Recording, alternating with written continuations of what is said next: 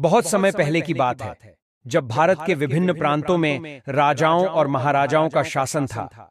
एक ऐसा ही प्रांत था नवरत्नगढ़, जहां के राजा वीरभद्र सिंह अपनी बहादुरी और न्यायप्रियता के लिए प्रसिद्ध थे। लेकिन इस कहानी में केवल उनके पराक्रम की बात नहीं, बल्कि एक गहरे रहस्य, षड्यंत्र और युद्ध की रोमांचक गाथा है। नवरत्नगढ़ का राजमहल अपने वास्तुशिल्प और विशालता के लिए जाना जाता था, किंतु इस महल से जुड़ा एक पुराना शाप था, जिसे वर्षों से छुपा कर रखा गया था। कहा जाता था कि जो भी इस महल में छिपे खजाने को ढूंढेगा, उसे अपने पूरे वंश का नाश देखना पड़ेगा। राजा वीरभद्र सिंह को इस शाप की सच्चाई पर विश्वास नहीं था, लेकिन उनके राजगुरु आचार्य चाणक्य ने उन्हें चेतावनी दी थी कि इस शाप से बचकर रहना ही बुद्धिमानी होगी। एक रात जब पूरा राजमहल गहरी नींद में था, एक नकाबपोश दूत महल में प्रवेश करता है। वह राजा के दरबार में एक गुप्त संदेश छोड़ जाता है। उस संदेश में लिखा था, महल के खजाने का द्वार खुल चुका है, शाप से बचने के लिए सत्य का मार्ग चुनो। यह संदेश पढ़कर राजा और उनके मंत्रीगण चिंतित हो गए। संदेश का मतलब क्या था? कौन था यह रहस्यमयी दूत? महल के अंदर ही किसी ने विश्वासघात किया था।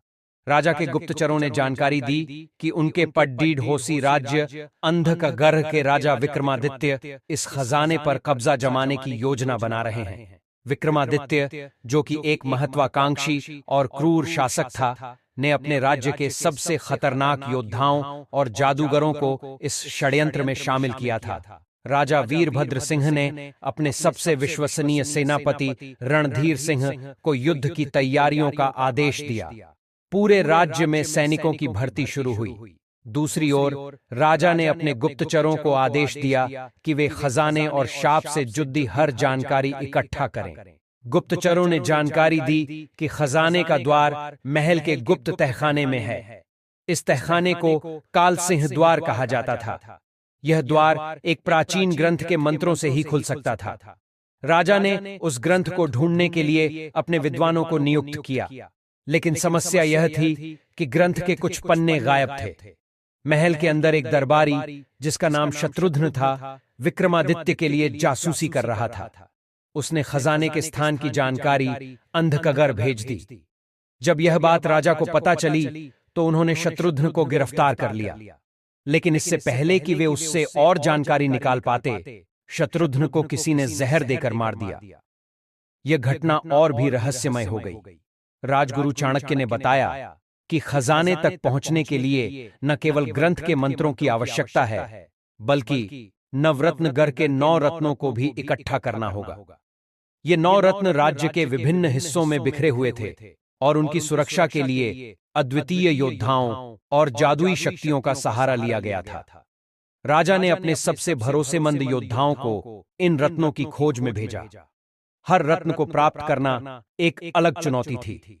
किसी रत्न की रखवाली एक विशाल नाग कर रहा था, तो किसी को पाने के लिए जादुई पगडंडियों को पार करना पड़ दिया। जब राजा के योद्धा रत्नों को इकट्ठा कर रहे थे, उसी समय विक्रमादित्य ने नवरत्नगढ़ पर हमला कर दिया।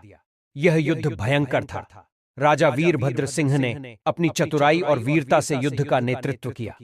महल की प्राचीरें खून से लाल हो गईं। आखिरकार राजा ने सभी 9 रत्नों और ग्रंथ के मंत्रों की मदद से खजाने का द्वार खोला। लेकिन खजाने के अंदर केवल सोना और रत्न नहीं, बल्कि एक ऐसा प्राचीन शस्त्र भी था जो किसी भी युद्ध को समाप्त कर सकता था। लेकिन इसी के साथ शाप की भी सच्चाई सामने आई। विक्रमादित्य और उनकी सेना ने खजाने के पास पहुंचने की कोशिश की, लेकिन राजा वीरभद्र सिंह ने उस प्राचीन शस्त्र का उपयोग कर उन्हें पराजित कर दिया। लेकिन शाप ने अपना प्रभाव दिखाया। राजा को अपने प्रियजनों को खोना पड़ा। यह शाप केवल तभी समाप्त हो सकता था जब खजाने को हमेशा के लिए नष्ट कर दिया जाए। राजा ने निर्णय लिया कि वे खजाने और शस्त्र को नष्ट कर देंगे। उन्होंने अपने जीवन की परवाह किए बिना यह कार्य किया। नवरत्नगढ़ की प्रजा ने उनके इस त्याग को हमेशा याद रखा। नवरत्नगढ़ की यह कहानी केवल राजा वीरभद्र सिंह की वीरता की नहीं, बल्कि उनके त्याग, बलिदान और न्यायप्रियता की अमर गाथा बन गई।